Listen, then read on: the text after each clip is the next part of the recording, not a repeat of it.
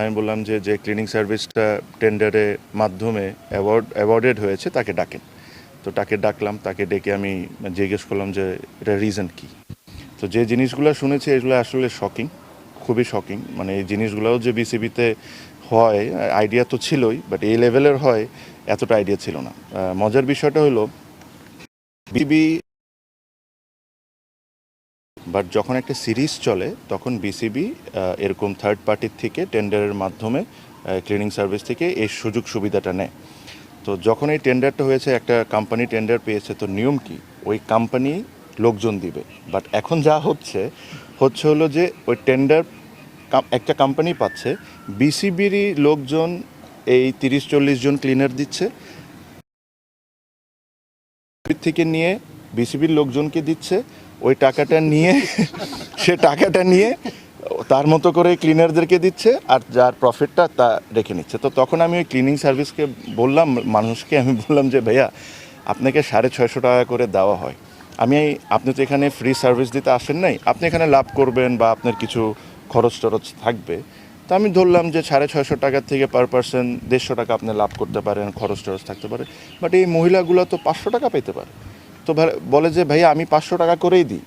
তো বলে যে আমি জিজ্ঞেস করছি কাকে দেন, তো বলে যে বিসিবির ওই উমুকরে দিই। উমুকরে দেওয়ার পর উনি আবার ওই ভদ্রলোকটা খালাম্মাদেরকে 300 করে দেন।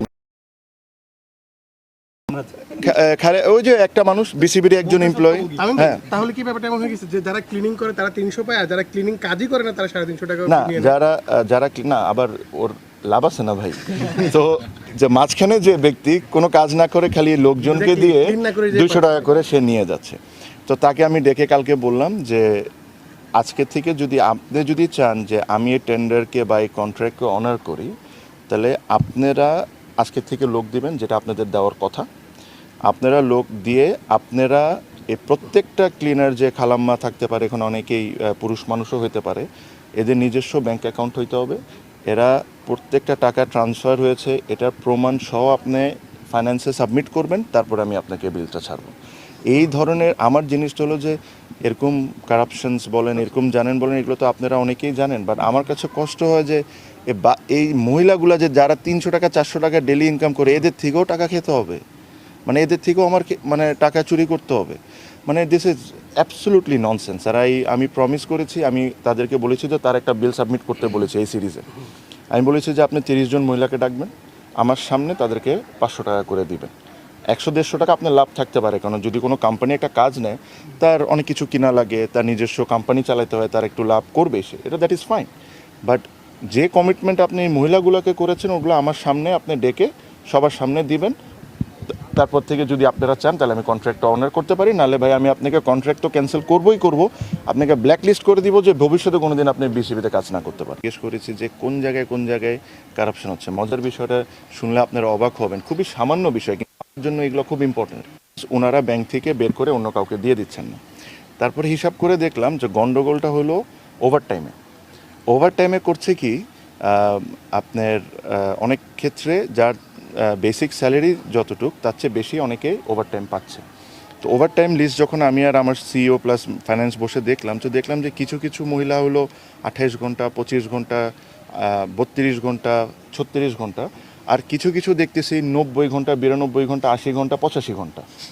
তো আমি বুঝলাম যে কাহিনী আছে এখানে, যে 3-4 জন মহিলা বসেছিল, আমি তাদেরকে নাম জিজ্ঞেস করলাম, তারা তো কমপ্লেন নিয়ে এসেছেন। তো তাদের নাম যখন বলে তখন দেখি তাদের লিস্ট হলো 25 ঘন্টা, 28 ঘন্টা। মানে তাদের সাথে আন্ডারস্ট্যান্ডিং হয়নি ওই বিসিবির ওই ব্যক্তির। হ্যাঁ, তো যাদের সাথে আন্ডারস্ট্যান্ডিং হয়েছে তাদের কি ওভারটাইমটা নেয়, ওদের অ্যাকাউন্টেই যায়, কিন্তু ওখান থেকে বের করে আবার ওই মহিলাগুলা ওই লোকটারে দিয়ে দিচ্ছে।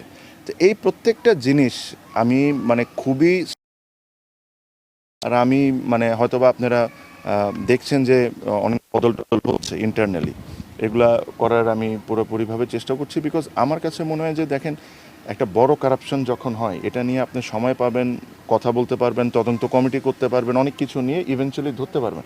বাট এই যে মহিলাগুলো যে যারা ধরেন 7,000, 8,000, 10,000 টাকা যারা বেতন পান, যাদের এই টাকায় পুরো পরিবার চলে, তাদের থেকে যদি 500 টাকা, ম্যাসিভ ক্রাইম।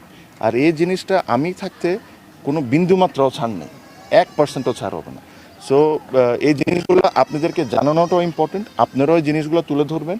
সো পরবর্তীতে রিকোয়েস্ট আমার পক্ষ থেকে এই ধরনের কোনো গ্রুপের যে এত বছর যে জিনিসটা নিয়ে কথা বলেছি অ্যাজ আ ক্রিকেটার যখন ছিলাম, যেটা হওয়া উচিত ওটা হওয়া উচিত, ওটা হোক 2 মাসের জন্য অপরচুনিটি, অ্যাটলিস্ট ওই জিনিসগুলো তো।